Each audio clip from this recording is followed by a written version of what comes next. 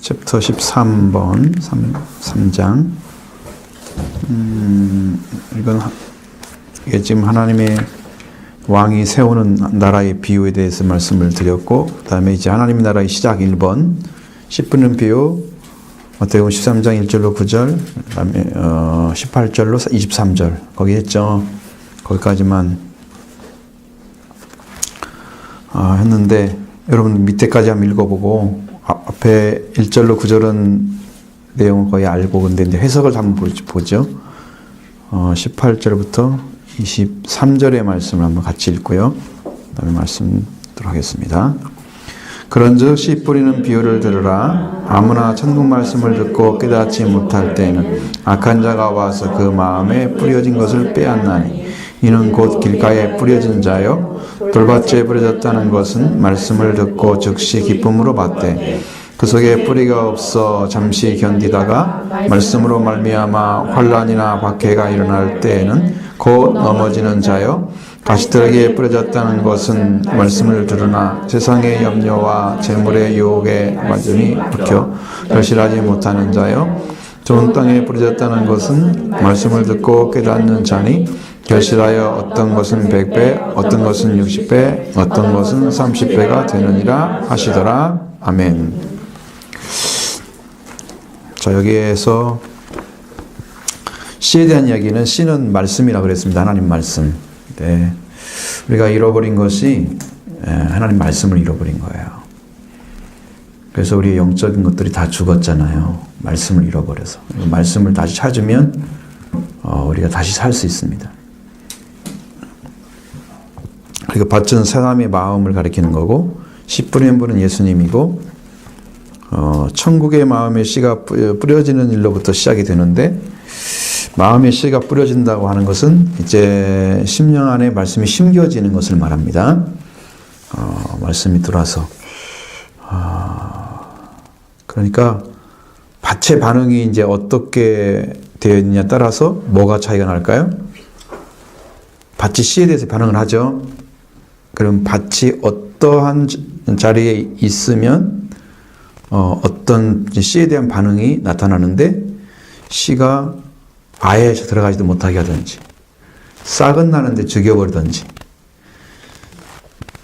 근데 잘 자라긴 했는데 그늘이 져가지고 그 그늘 때문에 충실하게 열매를 맺지 못하고 이제 쭉정이만 맺어지는 그런 밭이 되든지, 그렇지 않으면 아주 좋은 땅이 돼서 거기에 그 말씀이 주는 것에 100% 순종이 되어서 그 말씀을 따라서 열매를 맺어가는 밭을 되든지, 그렇게 되잖아요. 밭의 반응이 마음의 상태잖아요. 마음의 상태. 그렇죠? 어떻게 준비가 됐느냐. 세상 사람들이 말씀을 듣고 준비된 사람들이 몇 명이나 될 것 같아요? 거의 없을 것 같으죠? 그럼 여러분들도 생명의 말씀이 딱 떨어졌을 때 여러분의 반응은 어땠을까요?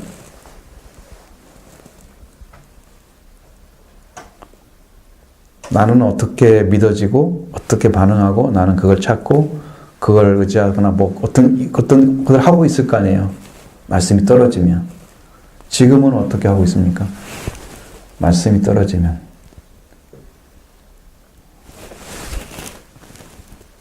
처음 믿을 때는 말하지 말고 그때 추억까지 다 소환하면 오늘 시간이 모질래.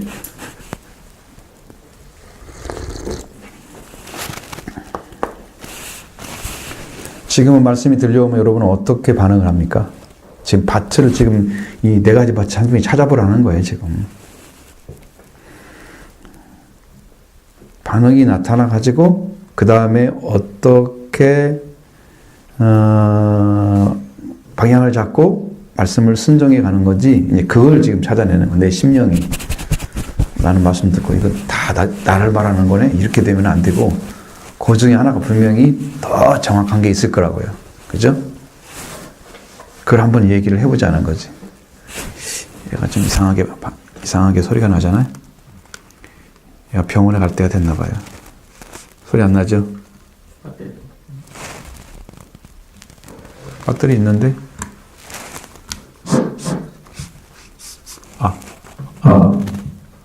소리가 안 났다가 지 맘대로죠. 확실히 오래 쓰면은 기계도 얼마 쓰지도 않은 것이 벌써 고장나서.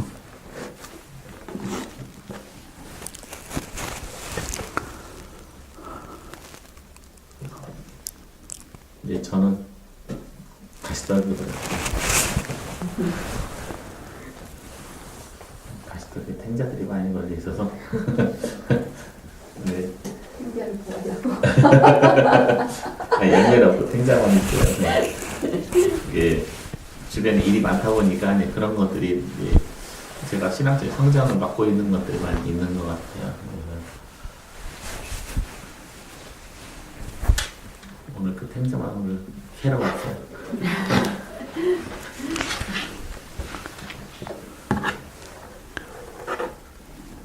가시떨기밭이 되어지면 가시떨기밭이 가지고 있는 속성 자체가 말씀에 대해서 반응을 잘하거든요. 밭은 약간 좋은 밭이에요. 전혀 안 좋은 밭은 아니고. 좋은 땅이라고 딱 했을 때는 이건 완전히 말씀을 위해서 준비한 밭이고, 근데 그것이 아니면 말씀을 위한 준비가 아니고, 준비는 좀 된 것 같은데, 세상에 연결되어진 것들이 끊어지지 않고 계속 연결된 상태로 지나가는 거지. 우리가 예수를 믿게 되면 여러분 뭐가 사라져야 돼요? 우리가 뭐뭇이 죽어야 돼요? 응? 세상에 대한 그렇지. 세상에 대해서 죽어야 되고, 그 다음에 또 하나 있잖아. 또 하나, 세 개가 있는 건데. 안목에 그거 아니고, 죽는 거에 대해서. 사람이 가지고 있는 속성 말하는 게 아니고, 죽어야 할 거. 예수 믿고. 그 자신의 혈기 같은 거. 십자가에 못 박는 거네, 그건. 이제 바울이 죽은 것은 세상에 대해 죽고, 그 다음에 죄에 대해 죽고, 율법에 대해 죽고. 죽어야 돼요. 자기를 부인하는 것은 성경에 맨 처음에 나온 거야. 예수님이 나를 따라오려거든. 자기를 부인하고 자기 대해 죽는 거 당연한 거지. 근데 자기가 중심인 사람이 자기 대해서 죽기가 쉬울까 어려울까요? 의원하도를 고치라 그 말씀 있잖아요. 성경에도. 자기가 자기 병을 못 고치잖아요. 중이 제 머리에 묶었잖아요. 그러니까 자기가 자기를 죽이려면 안 죽어지니까 예수님이 달리신 십자가에 못 박혀져야 죽어지는 거지. 스스로 죽을 수가 없는 거지. 예수님이 죽으심에 나도 함께 죽어져야 되는 거야. 그렇게 하면은 율법에 대해서 죽게 되고, 죄에 대해서 죽게 되고, 그 다음에 세상에 대해서 죽게 되는 거지. 죽은 것의 특징은 뭐예요? 소리를 안 내는 거. 소리 안 내는 거. 넌 죽었어. 찍 소리 마라. 지처럼 찍찍 하지 마. 응? 죽은 것은 반응이 없다는 거죠. 어떤 죄가 와도 반응하지 않죠. 세상에 그 어떤 것이 와도 반응하지 않죠. 율법에 대해서도 반응하지 않죠. 네. 주님이 다 완성시킨 거기 때문에. 그래서 밭에 대한 문제를 이제 해결해야 되는 거야, 지금. 그렇죠?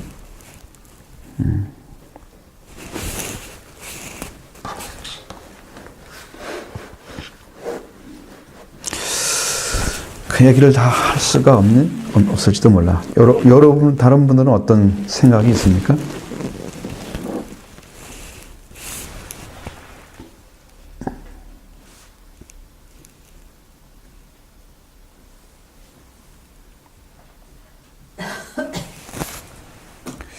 이게 요것 때문에 요것에 대한 것이 문제고, 아마 연결시켜서 선을 쓰면 괜찮을지도 모르죠. 한번 가져다가.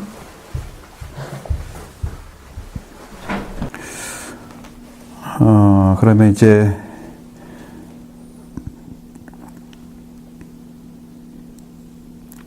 그러니까 주님 자신이 말씀이기도 하잖아요. 그 말씀이잖아요. 예수님 자신이. 그러면 예수님 자신이 뿌려지는 거예요. 결국은 씨가 예수님 자신이라는 거죠. 씨가 예수님 자신이에요. 열매가 예수님 자신이야. 여러분 열매를 남겨서 종자를 하는 거잖아요. 그렇죠? 따로 있나요, 씨가? 그렇지 않죠? 씨는 그 씨 열매 중에서 얼마를 남겨서 쓰는 거예요, 항상. 그러니까 원래 그 열매를 주러 오신 분이 심고 거둬야 하기 때문에 예수님 자신이 뿌리는데 천국의 아들들을 뿌린다고 나온단 말이에요. 그러면 그 씨앗 자체가 천국의 아들들이면 예수님이 아들의 자리로 왔잖아요.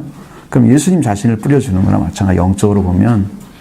그리고 예수님을 영접하는 것이 생명을 얻는 거고, 예수님을 영접하는 것이 말씀을 가지는 거고, 다 연결이 돼 있잖아요. 하나가 그것이 끝이 아니고 그 하나로 인해서 다 연결되어 있잖아.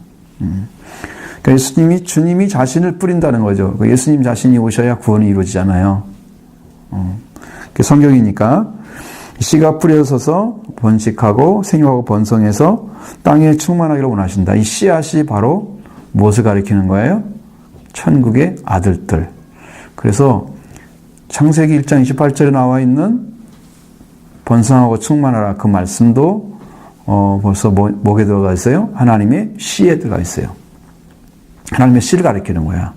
그러니까 죽음이 들어가지 않고 생명만 존재하는, 죄가 없는 아주 순수한 그런 씨앗을 가리키는 거예요. 아담은 죄를 지은 다음에 자녀가 태어났기 때문에 다 범죄한 사람만 태어났어, 이 땅에는. 그렇죠? 그래서 이 땅에는 거룩한 자가 하나도 없는 거죠. 전부 죽음의 씨앗만 가지고 있습니다.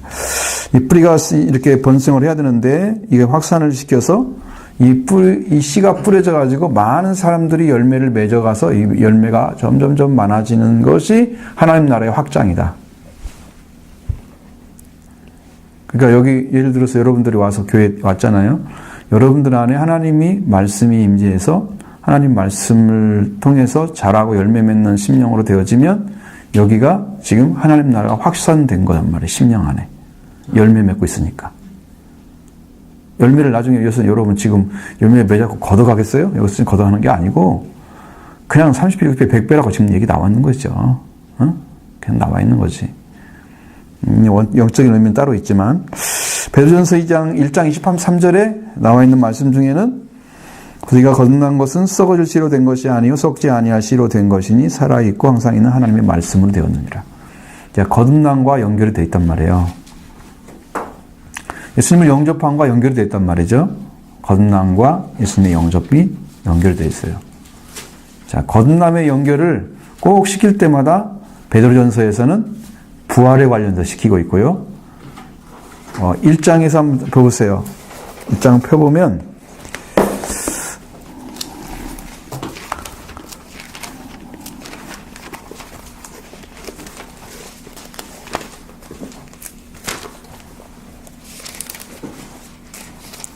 이게 좀 번역이 잘못되긴 했지만 3절에 보면은 우리 주 예수 그리스도의 아버지 하나님을 찬송하리로다. 그의 많으신 긍휼대로 예수 그리스도를 죽은 자 가운데 부활하게 하심으로 말미암아 우리를 거듭나게 하사. 그렇죠. 거듭남이 예수 그리스도의 부활이란 말씀하셨잖아요. 산소망이죠. 근데 여기서는 거듭남이 뭐라고 써 있어요? 하나님의 말씀, 살아있고 항상 있는 하나님의 말씀. 그러니까 부활의 예수 그리스도가 항상 살아있는 말씀의 씨앗이란 얘기죠. 그래서 부활의 주가 씨라고 말씀드린 거예요, 여러분한테. 부활하신 주님이 씨앗이다. 그게 말씀이다. 그게 하나님의 밀이다. 그죠? 밀을 언제 심어서 나온다고요? 6월절 시작할 때 금일을 시작하잖아요. 안식 후 첫날, 예수님이 부활하신 날이죠. 그날 뭘 심어요? 밀을 심어서 50일째 되는 날이 77절을 맞이하는 거잖아.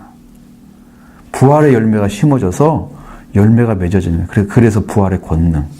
거기가 사랑의 완성. 왜? 구약에서는 그 77절이 날짜가 언제라고요? 나만 알고 있는 거야, 지금도. 맨날 알려줘도.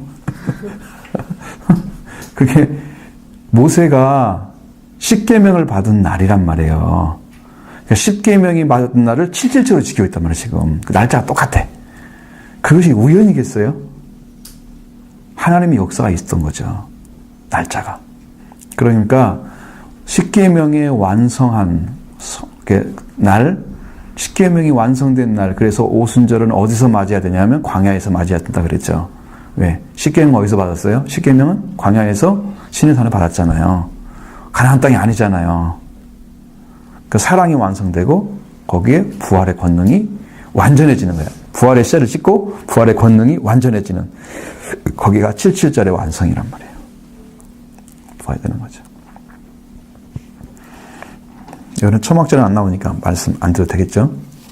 거기까지 하면 너무 또 어려울 것 같기도 하고.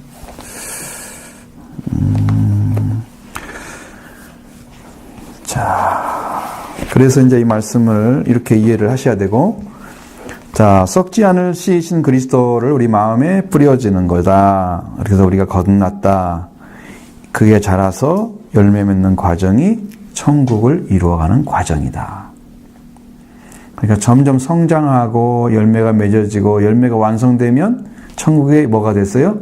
천국의 열매가 완성된 거잖아요. 거두 되겠죠. 씨앗이 이루어졌으니까요. 열매가 맺어졌으니까 거두 되잖아요. 다 익었으니까. 자, 이제 작은 1번입니다. 길가와 같은 마음, 이것은 타인 중심의 마음이다. 여러분, 가족 중심은, 가족은 타인 되면 안 되죠. 타인은요, 굉장히 이기적인 방식으로 사람을 대해요. 이기적인 방식으로. 이타적인 방식이 아니고 굉장히 이기적이에요. 남을 대할 때 태도가 한 푼도 손해보지 않으려고. 그런 거 있잖아요. 아까워하는 거. 딴 사람 주는 거 아깝잖아. 한 푼이라도 싫어. 그게 이 길가와 같은 마음의 타인 중심의 마음이란 말이에요. 그래서 길가는 모든 사람이 다닐 수 있는 통로라고 말씀드렸고, 무엇이든지 원하는 것은 다 지나갈 수 있습니다. 길가는. 길가는 구별이 없는 곳입니다. 성과 속의 구별이 없습니다. 성과 속. 하나님의 거룩함이 세상의 속됨과 나눠져 있어야 되는데 안 나눠져 있습니다. 이 마음속에 전혀 거룩이랑 찾아볼 수가 없습니다. 그 다음에 내 소유에 대한 구별도 없습니다. 네 것도 아니고 내 것도 아니고 그냥 막 쓰는 거예요. 여러분, 사람들이 좋은 사람들은 어때요? 네 것도 없고 내 것도 없고 막 이렇게 쓰는 게 굉장히 좋은 사람처럼 느끼잖아요. 구별이 안 되는 거잖아요. 좋은 것처럼 보이지만 길가는 울타리가 없습니다. 그리고 강도나 아니면 도둑이 들어와서 들을 수 있고요. 강아지도 돌아가다 잠금장치나 그런 것들을 없기 때문에 구별을 위한 담이 없습니다. 그래서 경계하는 마음이 없어요. 무조건 다른 거 다 받아들여요. 이것도 그 말하면 받아들이고 세상에 무슨 말을 해도 다 그건 그래, 이건 그래, 이건 다 세상 거 다 섭렵해. 그래도 아무 문제가 없어. 세상에 좋은 거 있으면 다 받아들이고 신앙생활 안 하는 사람은 그렇게 하진 않겠지만 신앙생활 하는데 그런단 말이에요. 그 타인에게는 늘 노출되어 있습니다. 그래서 여론에 의해 살고 타인의 입장 때문에 자신의 세계를 갖지 못하는 그런 심령을 갖게 되고요. 타인의 기대와 갈망을 저버리지 못해서 늘 갈등하는 사람들이 됩니다. 다른 사람이 무슨 말하면 그걸 못 내려놔가지고 그 사람을 이거 내가 한번 이 사람 어떻게 될까? 어떤 생각을 가질까? 좀 다른 사람 염려를 해. 나는 염려를 안 해. 내 입장은 없는 거지. 근데 이제 말씀 딱 돌아오면요, 내 입장도 아니고 하나님의 입장만 있습니다. 그래서 여기를 살려기 위해서 하나님께 어떻게 하면 시간을 드리고 사용할까라는 시간으로 바뀌는데 여기는 아예 그 자체가 없습니다. 뭐 자존감 이런 것도 없는 거죠. 늘 다른 사람의 평가가 나의 기준이 됩니다. 내가 좋아하고 내가 가치 있다고 생각하는 것은 기준점이 없습니다.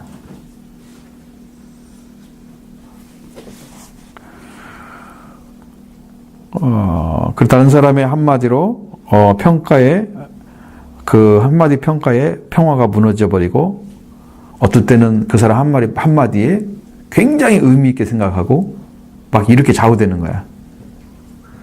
그 사람 한마디 해주니까 뭐 너무 기분이 좋아졌어. 오늘 기분 좋아. 칭찬을 받았거든. 이렇게 되는 거지. 한마디에 의해서 막 움직이는.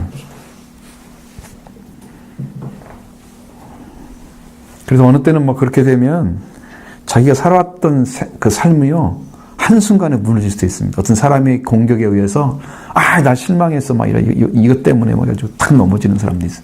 길가 같은 마음이, 그렇게. 그리고 길가 같은 밭은 이게 원래 사람들 다닌 곳이잖아요. 딱딱합니다. 마른 땅처럼. 딱딱합니다. 땅의 적이 한 번도 없는 아주 굳은 땅들을 말합니다. 그러면 여러분, 완강한 신병들 있잖아요. 무슨 말에도 안 먹히는 거 있잖아요. 이런 땅들이 길과 같은 것입니다. 자기를 안 다루는 사람들, 신앙에서 기도할 때 자기를 안 다루고 하나님께 내가 악하다고, 내가 완악한 사람이라고 철저하게 내려놓고 통회하지 않고 그냥 그걸 남겨놓고 세상에 속해 있어도 세상에 속했다고 말씀드리지 않고 그냥 하나님의 은혜만 입혀주세요. 이 더러운 곳에 막 입힌다고 이게 되겠어요? 그렇죠? 새 옷을 입으려면 헌 옷을 벗어야 하잖아요. 옛사람을 벗어버리고 새 사람을 입으라 그랬죠. 이거 안 하고 그냥 막 원하는 것도 다 달라고 막 그러는 거야. 이런 사람들 되게 어떤 사람들이 되게 기복신앙 가진 사람들이에요. 그냥 무조건 주세요. 자기는 생각 안 해요. 자기가 어떤 상태에 있는지를. 한국 사람들은 이거 많잖아요, 이런 밭이. 무엇인지 들어올 수 있습니다. 그래서 씨를 뿌리기 위해서 만들어진 땅이 아니고요. 세상 사람들이 통행하기 위해서 만들어진 땅입니다. 아무나 들어올 수 있죠. 무엇이든지 들어올 수 있고요. 언제든지 들어올 수 있고요. 그것은 무엇이든지 지나갈 수 있습니다. 거기에는 말씀도 있고 기도도 있고 마귀도 있고 옛사람도 있고 그 씨앗이 뿌려지면 열매도 빼려지도 뿌리도 내리지 못합니다. 아예 그냥 둥 떠 있습니다. 그래서 말씀을 듣고 있으나 돈 벌 생각하고 친구 생각하고 사업 계획하고 없는 생각도 하고 별별 생각 다 합니다. 거기서 그냥 교회 가지고 헛짓하는 사람들 있잖아요. 응? 다른 거 하고 있는데 성경 말씀에 전혀 집중하지 않는 사람들 있죠. 교회 가지고 한 사람 있습니다. 우리 교회. 말씀을 안 들어도 알겠죠? 여러분은 안 봤으니까 모르잖아. 나만 알잖아. 여러분은 안 보이잖아. 뒤는 앞에만 보고 있잖아. 아무도 모르지. 나는 이제 다 보니까 앞에서 내가 말을 할 수가 없지. 그래서 자기만 아니면 되잖아요. 그것에 씨앗이 뿌려지면 뿌리를 내지 못하고요. 말씀을 듣고 이렇게 생각을 여러 가지 하죠. 씨가 떨어지자마자 바로 새가 와서 먹어버립니다. 새는 뭐라고 그랬나요? 마귀라고 그랬잖아요. 마귀에게 말씀을 제공하는 존재가요. 이 말씀을 듣고 가져가가지고 마귀한테 갖다 주는 사람들, 길과 같은 밭입니다. 심부름하는 거예요. 마귀 심부름. 무서운 일이죠? 마귀도 말씀을 알잖아요. 왜? 이런 사람들 말 듣고 가가지고 다 가져다 그거 쓰는 거예요. 사탄이. 여러분이 말씀 심부름하면 안 돼요. 마귀한테. 가져다 주면 안 됩니다. 생각은 언제나 자유롭습니다. 이 사람들은. 굉장히 편하게 보여요. 다른 사람 보기에는. 언제나 내가 원하는 세계를 선택할 수 있습니다. 아무것도 걸림돌이 없어요. 그러나 깊이 사로잡히면 빠져나오기가 어려운 게 마음이죠. 살아온 삶의 과정들이 우리 마음의 방향을 이미 결정해서 내가 어디로 가고 있는지도 모르고 망해가는 경우가 허다한데 바로 이런 사람들이 거기에 속해 있습니다. 내가 어디로 가는지도 모르고 가가지고 거기서 멸망을 당하는 거야. 이건 뭐를 얘기하는 것 같아요? 넓은 문을 들어가고 넓은 길 가는 것 같아요. 보이죠? 진리의 삶, 그러니까 하나님의 말씀이 무엇을 말하고 있는지, 하나님의 진실이 무엇인지에 대해서 진리의 삶이나 바른 삶이 무엇인지 정말 깨닫고 철저하게 말씀이 들어가서 이 심령이 다시 깨어나서 회개의 길로 걸어가야 이 길과 같은 밭이 살아날 수 있습니다.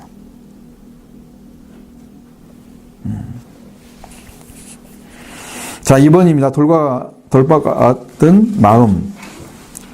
여기는 자기 중심의 마음입니다. 그런데 자기 중심의 마음인데 상처가 있는 마음입니다. 상처가 있는 마음. 성경 구절은 안 써도 되겠죠? 여러분 성경에 다 나와 있죠? 거기 읽으면. 자, 돌과 좀 얇게 흙은 있지만 그 밑으로 큰 바위가 있어서 뿌리가 더는 내려갈 수 없는 강팍한 마음입니다. 강팍한. 고집과 편견과 오해가 많은 마음입니다.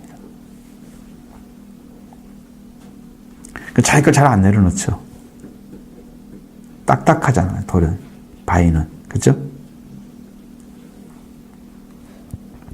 상처를 받아가지고 그 상처가 아물거지고 이렇게 좀 돼서 아픈 마음도 그대로 가지고 있습니다. 그 경직된 사고를 갖게 되고요.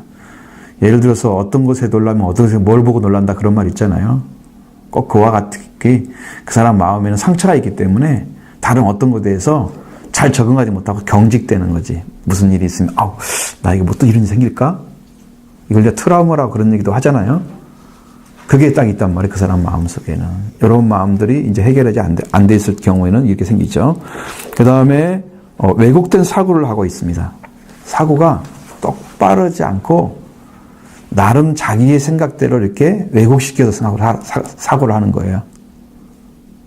그래도 괜찮은 것처럼 아무 문제가 없으니까 그렇게 하겠죠. 문제가 있다 생각하면 그렇게 못 하겠죠. 그럼 해결을 하겠죠. 자, 자기 것만 옳고 남을 인정하지 않는 거예요. 내가 맞아, 내 말이 맞아, 내가 해야 돼, 막 이렇게 하면서. 그리고 자기 변명을 많이 합니다. 자기 변명.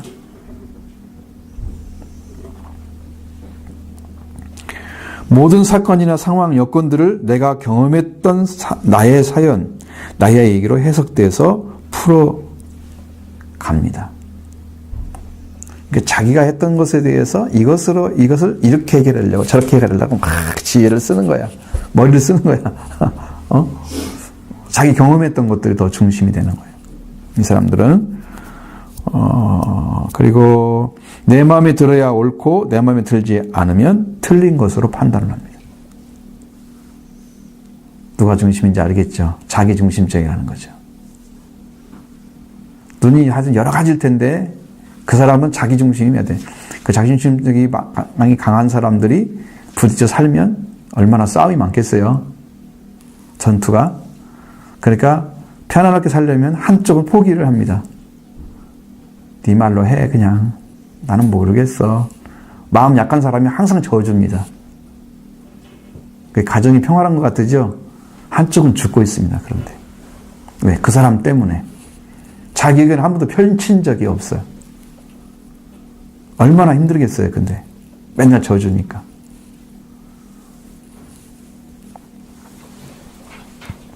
편벽적이고 왜곡된 자아상 때문에 대인관계가 어려운 마음입니다. 좀 많이 편벽된 사람도 있잖아요. 한쪽에 치우쳐져 있거나 그런 자아상을 가지고 있어요. 왜곡된 것이. 그래서 하나님 말씀도 성령도 하나님도 성령의 역사 가운데서도 내 기준으로 판단하고 해석하고 적용해. 하나님 말씀을 갖다가 누가 적용을 해? 성령이 가르쳐준 대로 이끌어가 적용하는 게 아니고 내가 적용을 해. 갖다가 이 말씀이 이거니까 이렇게 해야 돼. 내가 그걸 가지고 딱 사는 거예요. 내가 하면 안 되잖아요. 성령의 인도를 받아야 되죠. 그럼 내가 하는 거죠. 이건 내가 하는 것이라 보아야 되고요. 그래서 다친 마음이나 왜곡된 마음이나 이기적인 마음이 이 속에 딱 들어있습니다. 이건 태어날 때부터 좋은 마음을 가진 사람은 아무도 없잖아요. 말씀 붙잡기 위해서 어떤 대가라도 지급하라는 마음이 있어야 좋은 땅이 됩니다. 근데 이런 것들이 좋은 땅이 되어가는 과정들이 있는데 그 다음에 여러분들이 신앙이 제대로 이렇게 세워져야 될 그 부분이 있는데 그것들을 여러분에게 말씀을 드리겠다는 거죠. 나중에 내가 수요일을 말씀드린 거지 거기에 관련된 것입니다. 더 좋은 것이 있어요. 이걸 찾아서 여러분이 알게 되면 여러분의 신앙은 훨씬 더 획기적으로 변화가 될 거예요. 세워지게 될 거예요. 입체적으로는 나타나니까.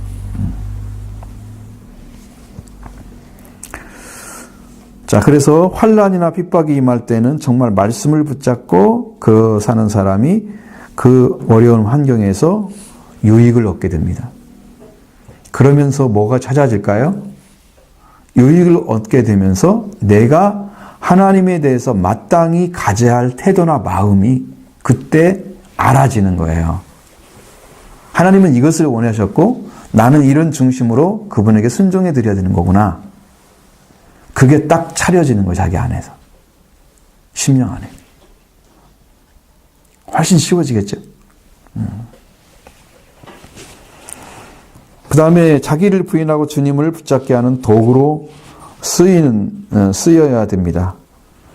이 강팍한 사람에게는 어려운 환경이나 시험이 오면은 넘어지게 되고 실족합니다.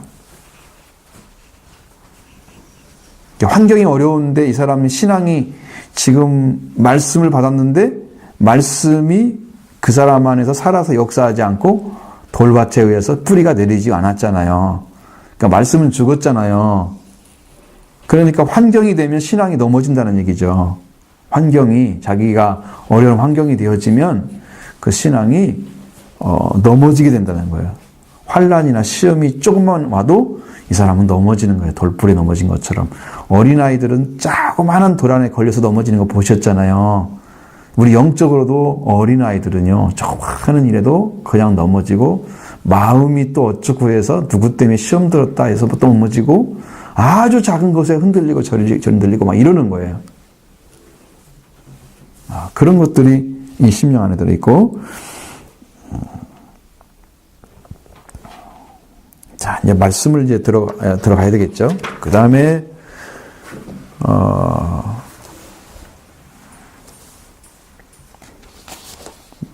만약에 여러분들이 말씀이, 밭이 돌밭, 길과 같은 밭이었다면 기경을 해야 되겠죠. 밭을 완전히 갈아버려야 되겠죠. 그럼 돌밭이면 어떻게 해야 돼요? 돌을 제거해야 되겠죠. 이게 자기 중심적인 사고, 이런 것들이 완전히 말씀 앞에 깨져야만 가능한 것입니다. 근데 자기를 내려놓고 말씀 앞에 죽는 걸 잘하는 사람 별로 없잖아요. 그렇죠? 돌 빼내야 되겠죠. 자, 13장 12절에 무릇 있는 자는 받아 넉넉하게 되되 없는 자는 그 있는 것도 빼앗기리라. 여러분 천국에 가는 것을 가지고 있지 않으면요 다 빼앗겨요. 여러분 생명도 빼앗깁니다.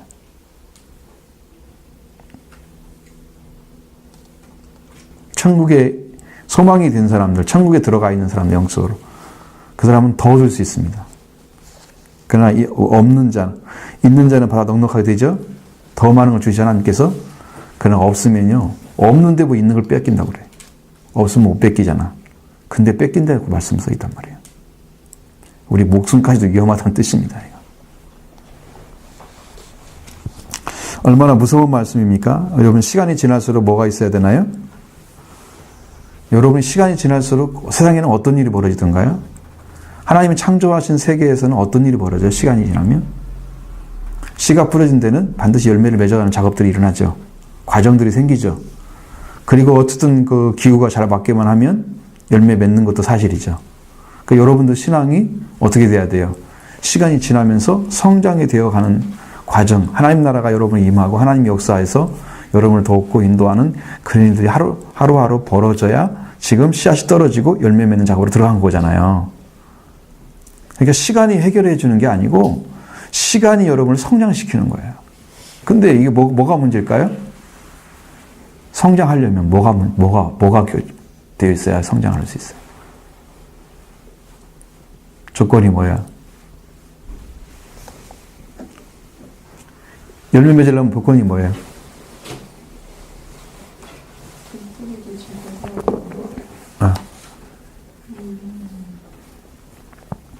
자기 중심적인 사고를 하나님 중심으로 바꿔요. 여기서는 이제 그 말인데 지금 이제 우리가 객관적으로 그냥 보는 거야.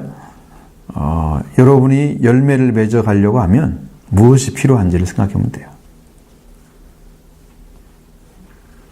시작이 돼야 잖아요. 말씀이 뿌려진 시작이 필요하죠.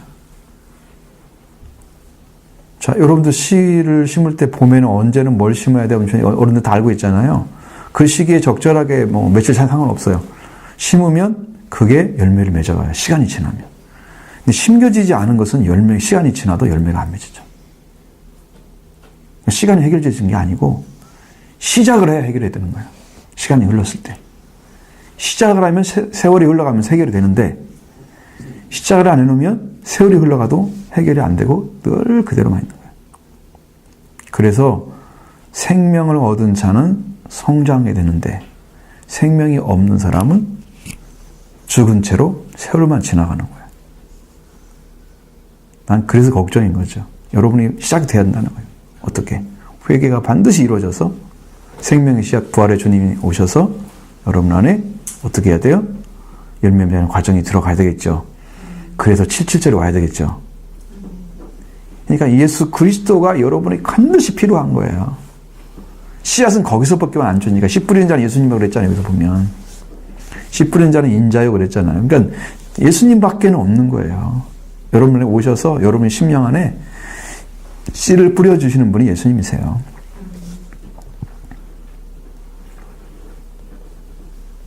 예수님이 필요한 거예요, 지금. 자, 그러면 가시떨기 같은 마음은 뭐냐? 3번, 가시떨기 마음, 세상 중심의 마음입니다. 세상 중심의 마음.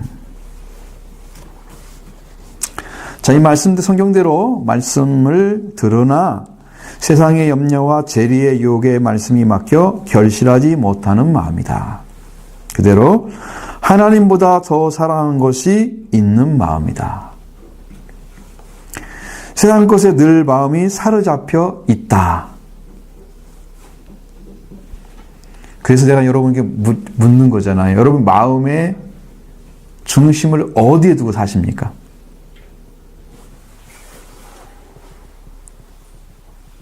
무엇입니까?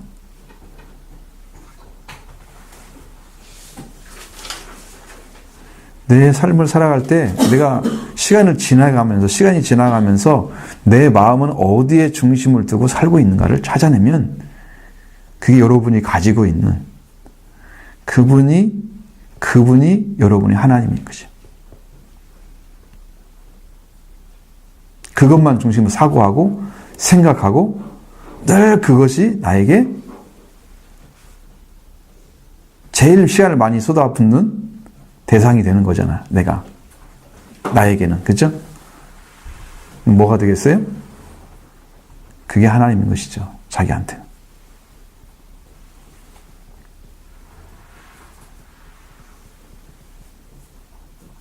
여러분 사고가 딱 돌아와서 늘 생각만 해도 하나님이 기억난다면 생각만 해도 예수 그리스도 생각나고 내 중심에서 항상 계시고 항상 일하시고 항상 인도하시고 이런 사고가 계속되면서 일하면서도 항상 느끼고 같이 걸어가고 이런 것들이 이루어지고 있으면 주님이 계신 거잖아요, 심령에.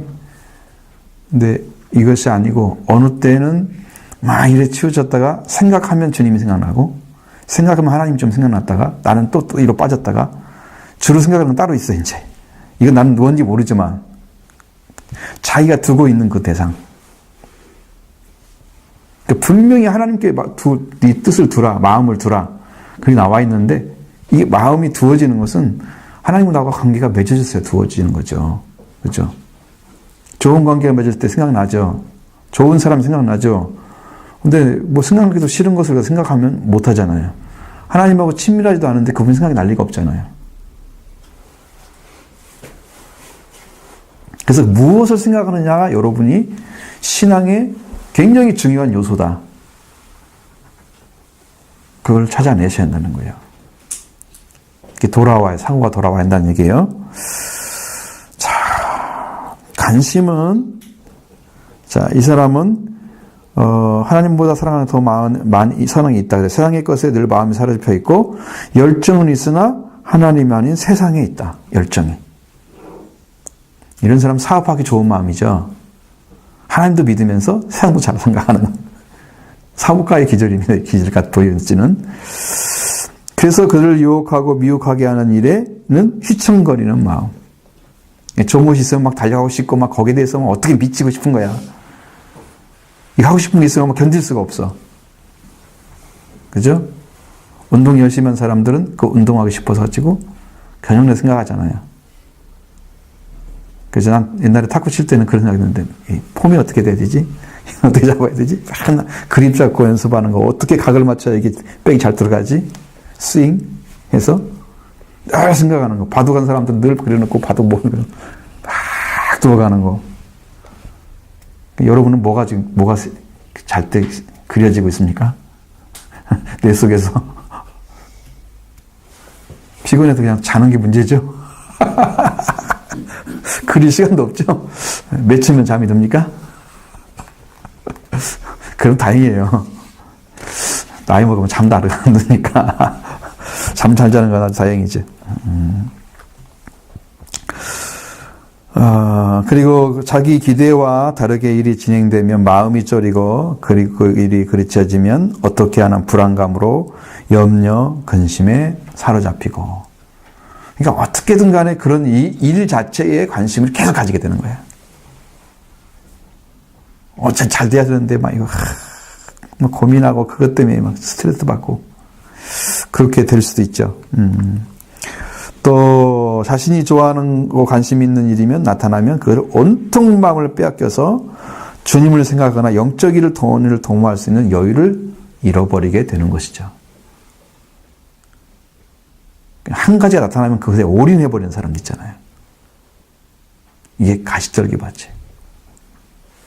예수님, 하나님 말씀 없어요. 그때 순간에는 그게 전체야. 그 사람에게.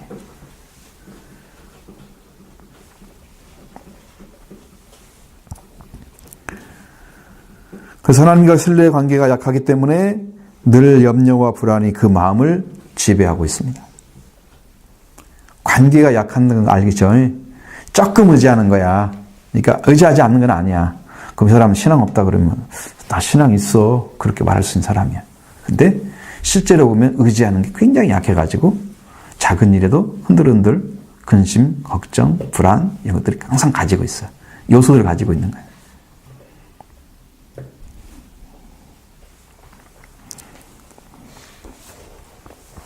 세상 유혹에는 늘 마음이 사로잡혀 있고 세상을 향한 열정이나 관심이 주님을 서실 자리가 없게 지배해버리게 되는 거죠.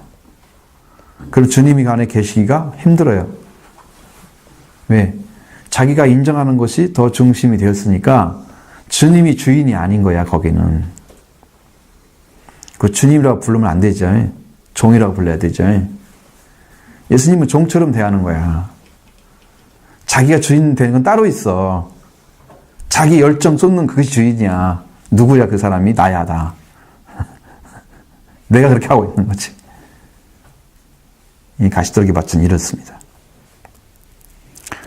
세상에 염려한 사람은 없겠죠. 그러나 믿음 대신해서 염려가 가져다주는 마음을 주님께 드리지 못하도록 하는 그런 자는 사탄입니다. 내가 하나님께 나갈 때요 계속 방해하는 존재는 사탄이에요. 하나님 못 믿게 하거나 못 만나게 하거나 그분에게 친밀하게 지내는 것을 방해하는 존재. 사탄은 계속해서 그 일을 합니다. 계속해서. 언제까지? 열매가 맺어가는 좋은 땅을 찾아낼 때까지 계속합니다.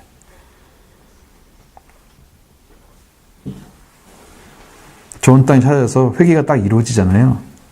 회개가 이루어지면요. 사탄의 손못대에 주님 인도하십니다. 이것이 안 이루어진 사람들은 사탄에게 노리게 갑니다. 계속해서.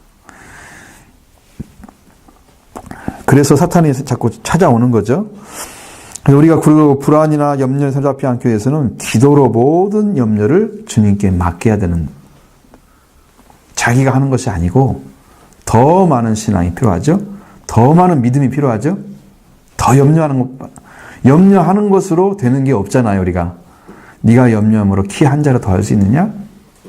염려함으로 아무것도 할 수 없다. 그래 예수님 말씀하셨어요. 그것을 우리가 하고 있는 거예요. 자, 불신이죠. 그 마음을 돌이켜서 그것을 주님께 아뢰는 거죠. 그래도 뭐가 문제겠어요? 주님, 내가 이 일 하고 있는데 이 일 잘 되게 해주세요. 주님 염려 맡겨요. 뭘 해달라는 거예요, 주님께? 자기 일 해달라는 거예요. 그게 좋은 기도야? 좋은 기도 아니죠. 근데 그 방법밖에 없어, 사람한테는. 왜? 그 자기가 염려하고 있으니까. 그러면 뭐가 필요해요? 주님이 우리를 지배하는 평화가 필요하잖아요. 주님이 인도하시고.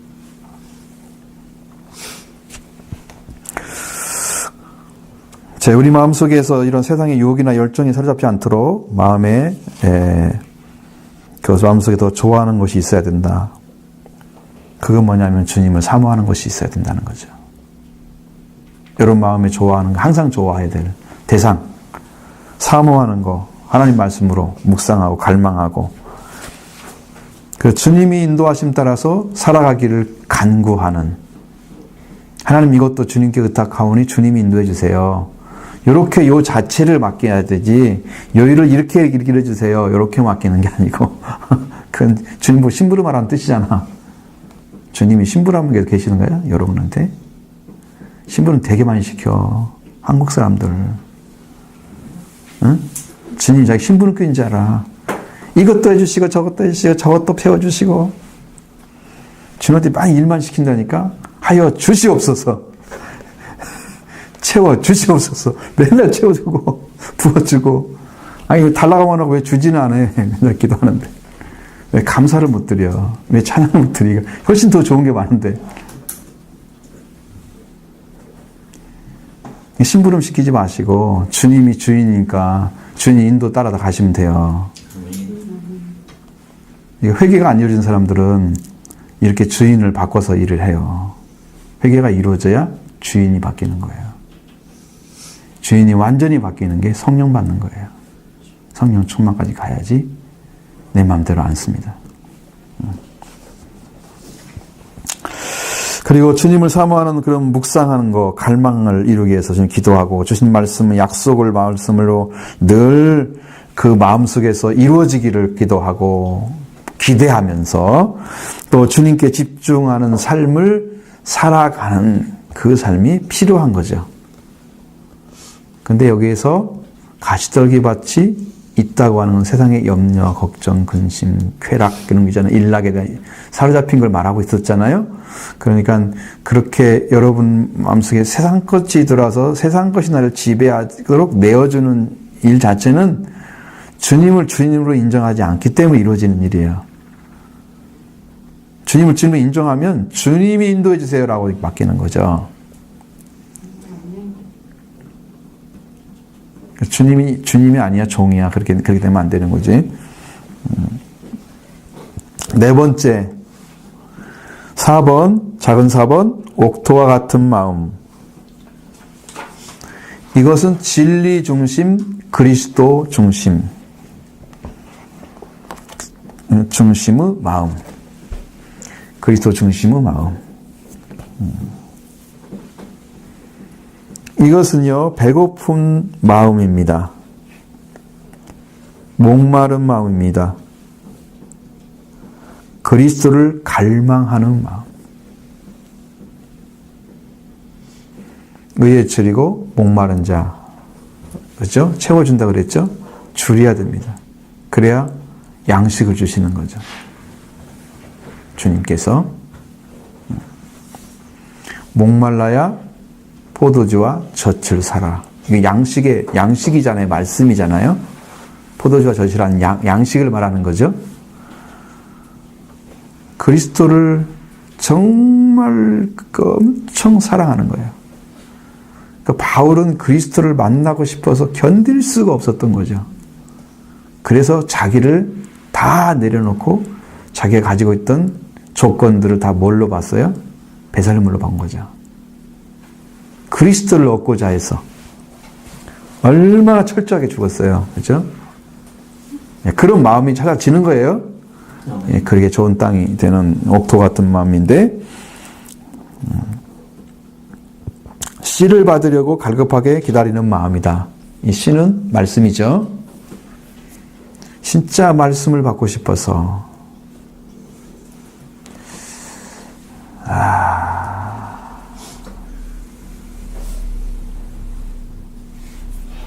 이건 거룩한 씨에 대한 갈망입니다. 그리스도 DNA를 갈망하는 것이며 사모하는 마음입니다. 그리스도 것만 받기를 원합니다. 하나님 보내서 주신 그리스도 것이 여러분 것이 되어야 된다. 그렇죠? 그리고 주님처럼 살고 싶어하는 갈증이 있는 마음. 나도 예수님처럼 사랑을 하면서 생명을 위해 살고 싶어. 이런 거 있잖아요. 뿌려진 씨앗으로 사는 마음입니다. 뭔 말이냐면 말씀을 받았으면 그 말씀으로 살아가는 거예요. 딱 잡히는 거예요, 그것이. 내가 어떻게 살아야지? 이 말씀 이렇게 살아라고 말씀하셨지? 하나님 인도해 주세요. 이 말씀대로 살도록 인도해 주세요. 이렇게 해서 그 말씀으로 살기를 갈망합니다.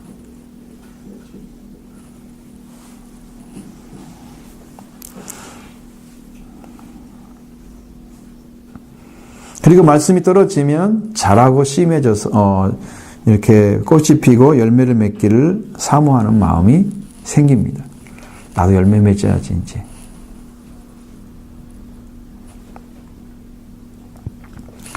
그리고 이제 영적인 부분에서는 또 한번 성령에 대해서 굉장히 열려져 있습니다. 심령이 늘 성령을 인도하심을 받기를 원하고 도와주심을 바라고 음성을 듣는 사람입니다. 세미한 음성.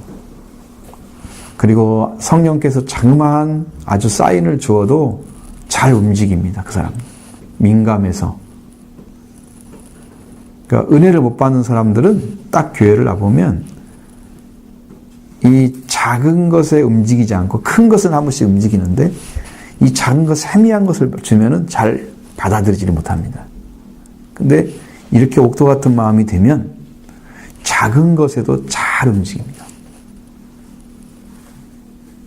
훨씬 더 잘합니다. 작은 것에.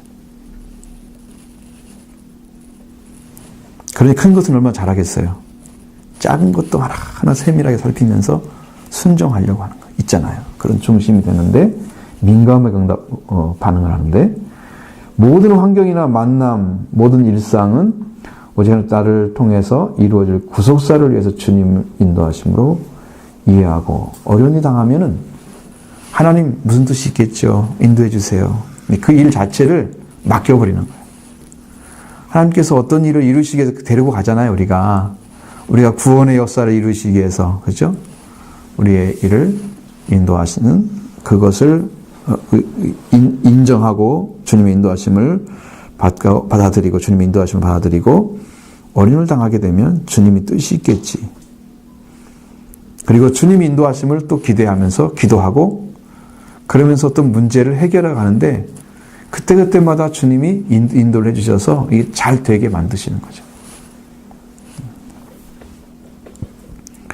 말씀을 사모하는 마음도 있고 신령한 세계에 대해서 관심이 큽니다. 영적인 세계. 그 하나님의 나라가 통치되기를, 나라를 통치하기를, 통치가 이루어지기를 아주 실현되는 거죠. 통치가 이루어지는 게 실현되는 거죠. 하나님의 통치가 이루어지는 것을 사모하죠. 근데 이것이 열매를, 씨가 심어지면 어떻게 돼요? 그 다음에 열매가 맺는 거잖아요. 그러니까 준비된 마음은 그렇다 이거야, 지금. 씨를 심으면 열매 맺죠, 당연히. 이 밭은. 그 전에 밭은 안 맺었잖아. 열매가 하나도 없었잖아. 이게 지금 밭에 대한 얘기예요. 지금 열매에 대한 얘기가 아니고요. 이해를 잘 하셔야 돼. 준비된 밭이 이렇다. 그렇게 생각하시고 보시면 될 것 같아요. 이런 마음에는 하나의 씨가 뿌려지면 반드시 열매가 맺어진다는 거죠.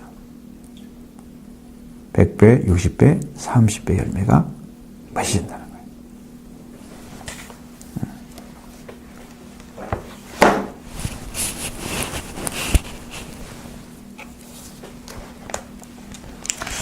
100배, 30배 열매가 맺어지면 어떻겠어요? 여러분, 하나의, 우리가 이제 상징적인 거잖아요. 30배, 60, 100배, 100배, 30배, 뭐, 장아찌잖아요? 자, 이런 100배를 맺으면 하나를 심었는데 100개가 맺었어. 이건 너무나,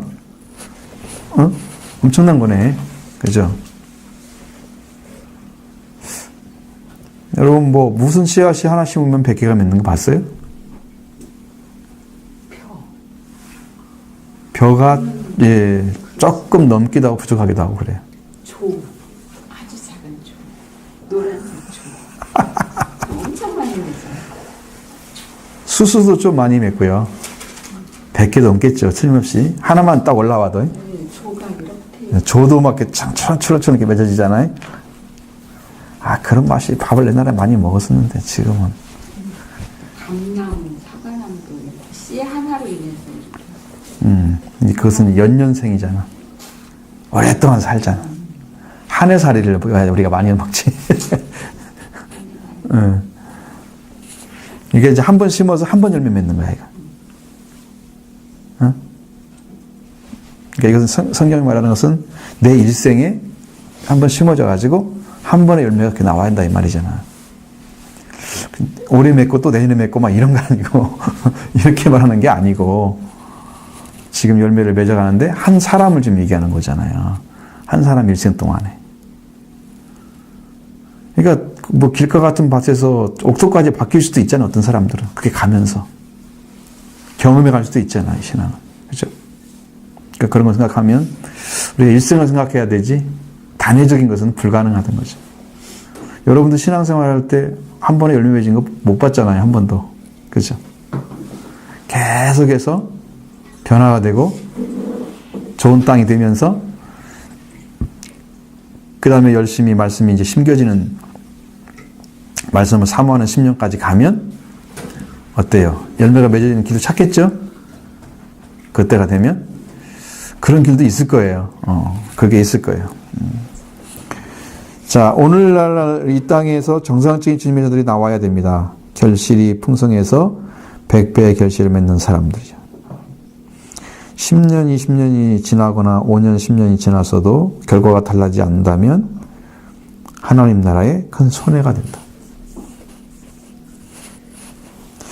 무서운 건 뭐냐면은 성경이 말하는 게 여러분 얼마나 하나님께서 강력한 심판의 도구를 가지고 있냐면은 지금 말씀을 듣잖아요. 안 받아들인 사람은 판결을 내려버리는 거예요. 여기에 밭은요, 지금 이 밭을, 이 네 가지 밭으로 얘기를 하지만 사실은 밭이 하나예요. 하나인데 이 하나 안에 추수를 한 다음에 사람들이 막 지나다녀. 그럼 길가 같이 돼버리는 거예요. 실제로 옛날에 그랬단 말이죠. 왜? 그렇게 미개한 시대에 돌을 막 굴리려고 이런 거 하겠어? 안 하잖아요. 대충 하잖아요. 지금처럼 막 농작을 제대로 해야 한다면 돌도 빼내야 하고 뭐 해도 처음 하잖아요. 지금 시대에 그런 거 하면 안 되는 거예요. 그 당시에는 그렇게 했어. 그냥 막 뿌리는 거였어. 밭 만들어 놓고. 그럼 거기에는 나무도 나와 있어. 가시떨기도 나와 있고 돌덩어리 들어있는데 빼내지도 않고 있고 어느 때는 조금 좋은 데가 있어. 그 네 가지 밭이 한꺼번에 다 있는 거야. 실제로.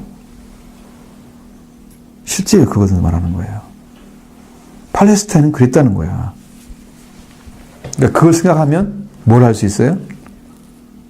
이 세상에 있는 사람들을 전부 섭렵하는 얘기. 이 네 가지 안에 다 들어있다는 얘기죠. 근데 이 밭이 이렇게 들어가 있는데 여기 이제 단 한 번의 씨앗을 뿌린다고 해봐요. 그런데 이런 밭들이 됐어. 가시떨기 밭이나 이런 뭐 돌밭이나 그러면 이런 길가같이 돼 있고 좋은 땅이 있어. 그럼 좋은 땅만 열매를 맺을 거 아니야. 나머지는 다 심판의 대상이라 그 말이지. 만약에 이게 일회적인 기회라고 하면 한 번 말씀 갔는데 안 받았다 그러면 지옥이다 그러면 큰일이잖아요. 지금. 그러니까 일생을 두고 지금 해야 맞는 거지. 응? 1년 두고 했다가 큰일 나잖아요.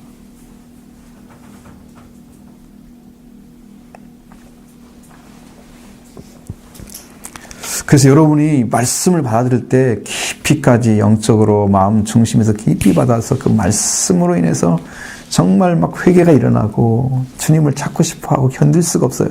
이런 열정이 오려면 말씀이 깊이 들어가야 돼요. 인식이 깊이 들어가야 돼요. 내 안에. 뿌리도 깊이 내려야 이 뿌리가 튼튼해서 이게 흩어지지 않고 제대로 열매 맺을 수 있어요. 좋은 땅의 특징은 뿌리가 아무리 내려도 걸림돌이 없다는 거예요.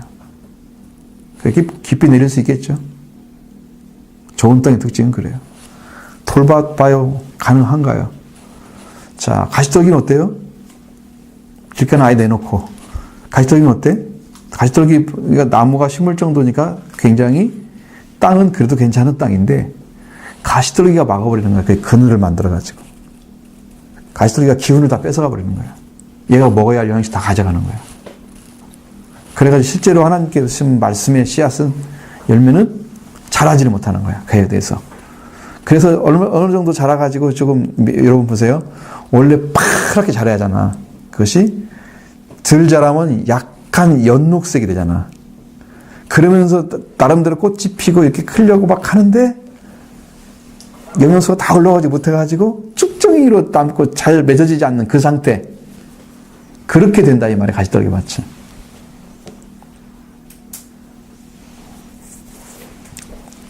그러니까 아무것도 필요 없는 거죠. 신앙의 조건에는 오직 회개를 통해서 좋은 땅이 이루어지는 그 사람만 열매를 맺어져 가는. 그래서 이 말씀이 이렇게 심어지게 되면 수확을 해야 하잖아요. 예수님도 어떻게 하셨어요? 이 땅에 수확을 위해서 뭐라고 그랬어? 자기가 씨앗으로 말했을 때 뭐라고 그랬어요? 요한복음 12장 24절에 밀이라고 그랬죠? 자기를 밀이라고 그랬죠. 그게 한 알의 밀이 바로 부활의 씨앗을 가리키는 겁니다. 그것이 우리 안에 들어가지고 우리 안에 예수님이 우리 안에 들어와서 예수님 죽고 부활이 이루어져야 우리가 뭐가 시작되는 거예요? 거기에서 새로운 생명의 씨앗이 올라오겠죠. 밀에서.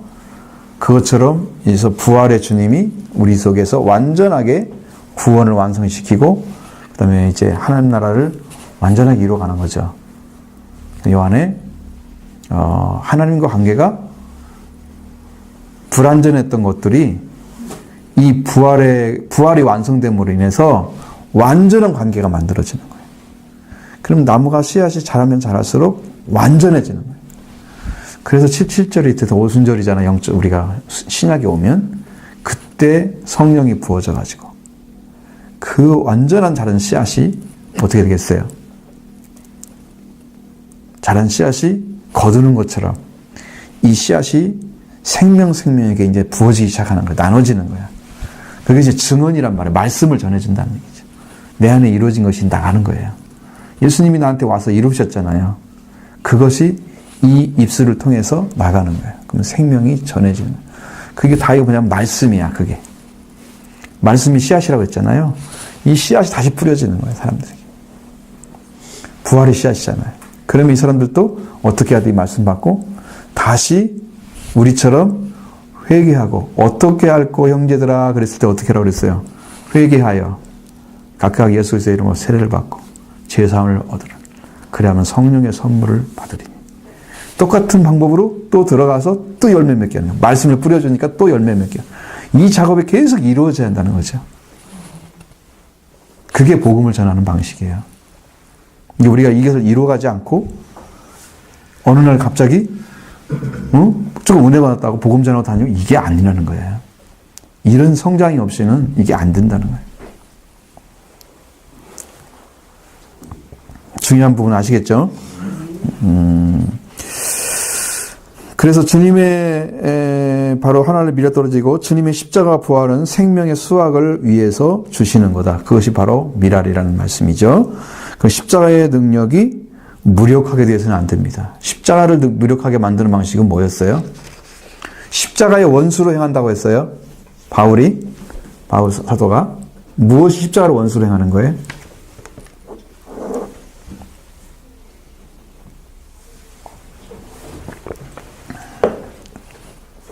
어떻게 하는 방식이?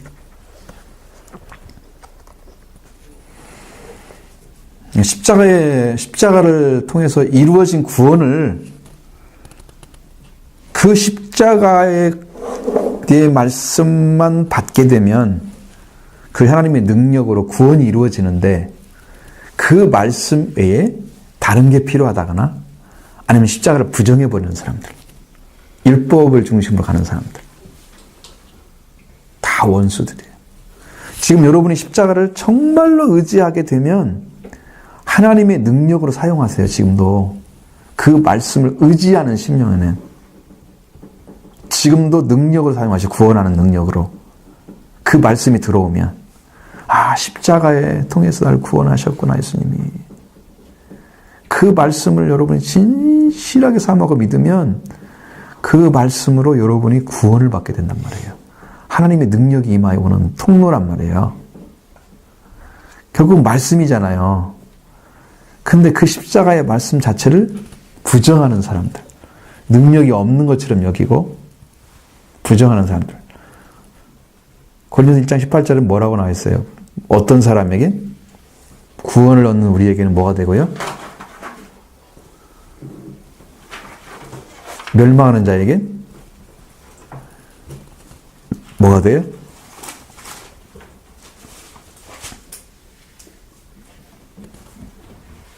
미련한 것이라고 그랬죠. 그러니까 안 믿으면요, 그게 무슨 구원이야? 뭐 십자가 무슨 구원을 지켜?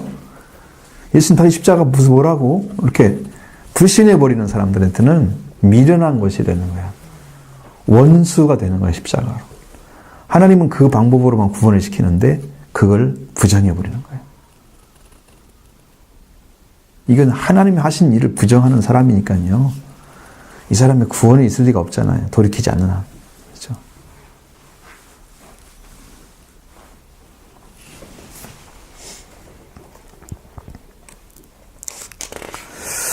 자, 성경에 그렇죠? 마음의 문을 열어놓고 복음을 받아들였던 구스의 4시가 나오죠.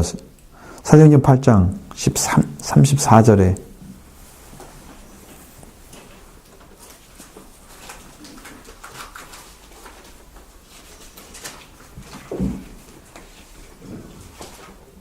누구의 복음을 들었나요?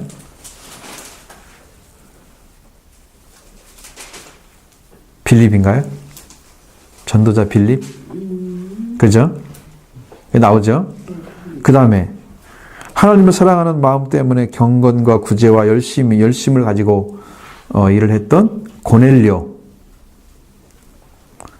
10장, 사도행전 10장 33절. 뭐가 상달됐다고 그러시는가요? 내 구제와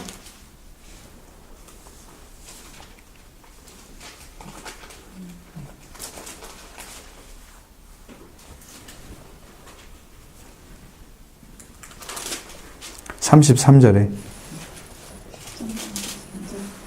내가 당신에게 사람을 보내었는데 오셨으니 잘하였나이다. 이제 우리는 주께서 당신에게 명하신 모든 것을 듣고자 하여 다 하나님 앞에 있나이다. 몇 장을 보신 거예요? 하나님을 보내면 의를 행하는 사람은 다 받으시는 것이다. 10장 33. 한개 말씀하셨는데 35절부터 말씀. 강나라도 하나님을 경외하며 의를 행하는 사람은 다 받는 줄 깨달았도다. 하나님이 받으시는 걸 보는 거죠. 하나님 받으시는 거. 어떤 사람을 받아들였냐?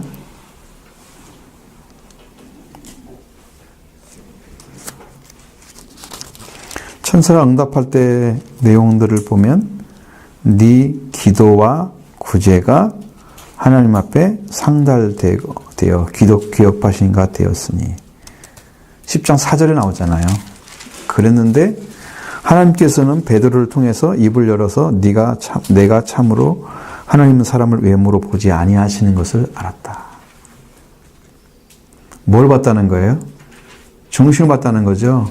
중심이 돌아온 사람이잖아요. 지금 이게 좋은 땅이란 말이죠.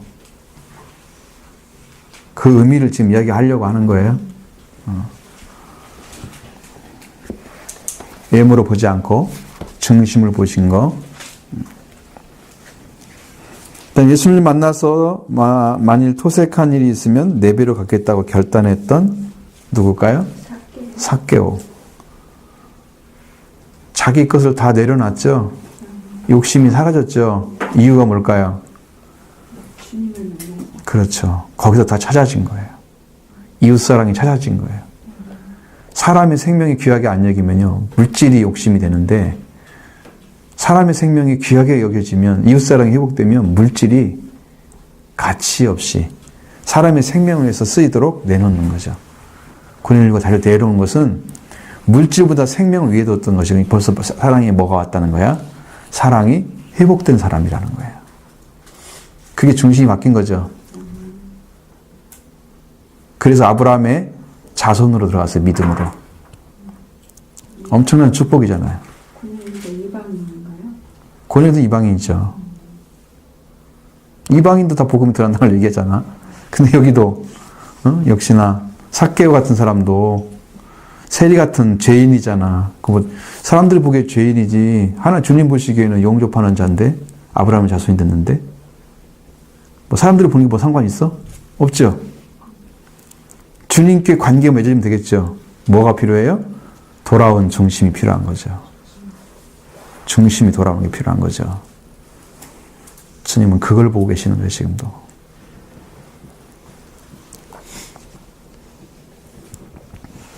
이런 사람들이 옥토의 마음을 가졌다고 볼 수 있는 거죠. 이런 사람들이 옥토의 마음을 가졌다. 좋은 땅. 말씀 앞에 100% 순종하시는 심령이 된 거예요. 그래서 구원이 이르렀죠. 구원이 네 집에 이르렀죠. 그 다음에 성령이 내려오셨죠. 그들을 구원시켰잖아요. 여기서 성령의 인도를 따라서 빌립에게 전도를 받았던 구스 네시도 역시 똑같은 사람이에요. 성령의 인도를 따라서 사모함이 막 있잖아요. 근데 이 성경을 읽어도 모르겠으니까 이게 무슨 뜻이냐고 물어보면서 나중에 알려주고, 그 다음에 내가 이렇게 믿는데 세례를 받아도 상관이 있냐. 세례를 받는데 하나님께서 영으로 빌립을 홀련히 데려가 버렸어. 어디로 가버린지 몰라. 그거 영적인 거죠. 혼자 가는 거야. 그냥 어느 순간에 구원받고 혼자 가고 있는 거야. 완전히 하나님의 역사예요. 구원의 역사로 여러분의 받기는 그렇게 되어 있단 말이에요, 성경이. 자, 지금부터는 이제 자기 얘기를 하는 걸로